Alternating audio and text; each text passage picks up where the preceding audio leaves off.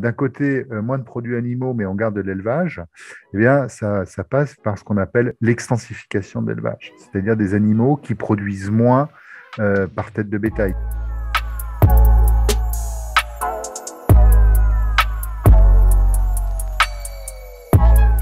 Quand on parle de la question de ce qu'il y a dans l'assiette et de la réduction des protéines animales, quelque chose qu'on note aussi dans votre travail, c'est que vous faites une part importante tout de même à l'élevage. C'est-à-dire que vous parlez de réduction des protéines animales, mais vous ne parlez pas de disparition de la viande, ce qui est quand même autre chose. Est-ce que vous pouvez nous en Tout dire à fait, plus? absolument. Alors, et ça, oui, ça peut sembler un petit peu paradoxal. Alors déjà, quelque chose qui est important à faire valoir, c'est ce qui fait tenir l'équation en disant, ben, d'un côté, moins de produits animaux, mais on garde de l'élevage. Eh bien, ça passe par ce qu'on appelle l'extensification de l'élevage, c'est-à-dire des animaux qui produisent moins par tête de bétail. Donc des vaches qui, au lieu de produire 10 000 litres de lait par vache, ben, produisent 5 000. Des cochons qui sont un petit peu moins productifs, qui ont des cycles plus longs, des poules qui sont élevées plus longtemps, etc. Donc qui rallongent les cycles de production, ce qui a beaucoup d'avantages sanitaires, de bien-être animal, etc. On va à rebours de cet élevage industriel. Alors pourquoi on a besoin d'élevage dans notre scénario?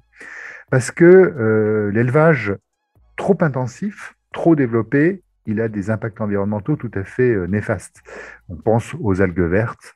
Je pense que c'est un exemple tout à fait emblématique qui permet de comprendre ça. Ou la concentration, quand vous avez des énormes fermes qui ont du mal à gérer leur déjection parce qu'elles sont tellement grandes que ça devient un problème de bien les épandre. Ça devient difficile, surtout quand c'est concentré dans l'espace, quand il y en a beaucoup. Par contre, l'élevage, il a un autre avantage, c'est qu'il permet de transformer des protéines qui poussent spontanément dans les prairies naturelles et dans les alpages, par exemple, quand il s'agit des bovins ou des moutons ou des chèvres, de valoriser des protéines qui peuvent pousser dans les champs quand il s'agit de pois ou de luzerne déshydraté qu'on va donner à des cochons ou des volailles. Et ces protéines, elles ont un énorme avantage, c'est que elles nourrissent les animaux à la place du soja, enfin, elles remplacent le soja, donc ça c'est très intéressant. Et en agronomie, elles sont associées à ce qu'on appelle des légumineuses, et c'est ces plantes, ces légumineuses, donc le trèfle, le soja, le pois, le sainfoin, la luzerne, etc. Elles ont comme capacité de fixer naturellement l'azote. Pour être très précis, elles sont associées à des bactéries qui fixent l'azote de l'air. Il faut savoir que l'air est composé, je crois, 80% d'azote gazeux inerte. Et elles font rentrer naturellement cet azote dans les écosystèmes. Donc là, on parle d'agrosystème. Et donc, via l'élevage, on va faire rentrer, on va créer une entrée d'azote dont on va avoir besoin pour nourrir les animaux et du coup pour nourrir les sols de manière tout à fait naturelle. Donc ça permet de se passer des engrais de synthèse, donc qui sont très énergivores pour leur culture. Et le gros avantage, c'est que cet azote qui est recyclé par les animaux d'élevage, il a une autre vertu, c'est qu'il est sous forme organique, c'est-à-dire longue, stable, c'est des chaînes longues qui sont stables, et donc ça pollue beaucoup moins les eaux et l'air. Donc il n'y a pas tous ces dégagements d'ammoniac, etc. Donc les pollutions qui sont associées à l'élevage, ces formes d'élevage extensif, sont beaucoup plus faibles. Et puis, un point que je n'ai pas du tout évoqué, mais qui est pourtant très important, j'ai juste évoqué un peu par la bande, c'est que les animaux d'élevage herbivore, c'est donc la gestion des prairies, et donc, si on peut le faire de manière extensive, c'est des prairies extensives. Et quand on voit les enjeux qui sont associés à la biodiversité, ces prairies extensives, eh ben, c'est le cœur un peu de toute une biodiversité remarquable en Europe, qui est irremplaçable. Pour s'en convaincre, il suffit d'aller se promener en été dans les Alpes, dans le Massif central, dans les montagnes ou dans certaines prairies normandes. On sent bien, ça se voit tout de suite que c'est des zones de biodiversité qui sont absolument remarquables et irremplaçables.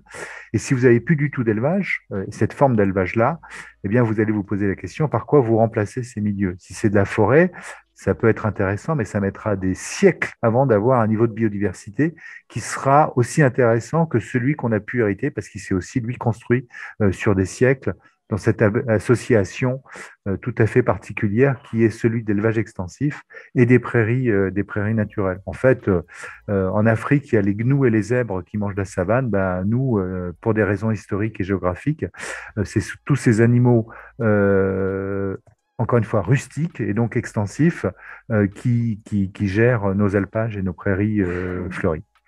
Donc voilà pourquoi aussi c'est très important, parce que derrière ces prairies, vous avez tout le cortège de biodiversité. Vous avez les insectes, les oiseaux. Donc quand on parle d'effondrement de la biodiversité, il faut commencer par mettre le projecteur sur la disparition de ces prairies extensives. C'est une cause essentielle et du coup une raison pour les maintenir et les développer.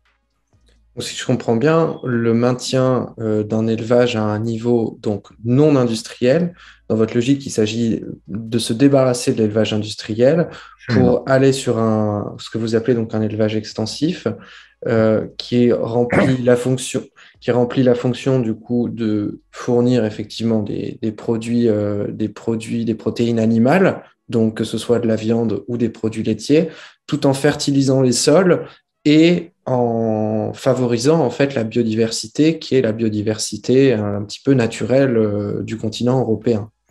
Exactement. C'est bien ça. C'est exactement ça l'idée. Alors, on pourrait aussi développer une autre chose, c'est que ça contribue quand même à une alimentation saine.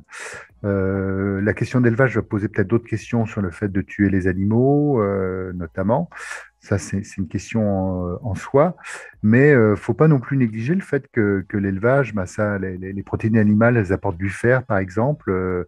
Quand on élève les animaux de cette matière-là, ça apporte des oméga 3 qui sont tout à fait importants pour notre santé. Donc, il y a aussi des enjeux nutritionnels qui sont pas négligeables, même si on pourrait les atteindre autrement. Et ça contribue aussi à ça de cette manière-là. Donc, ça contribue quand même à nous nourrir. Il ne faut pas l'oublier non plus. Et c'est bon pour certains.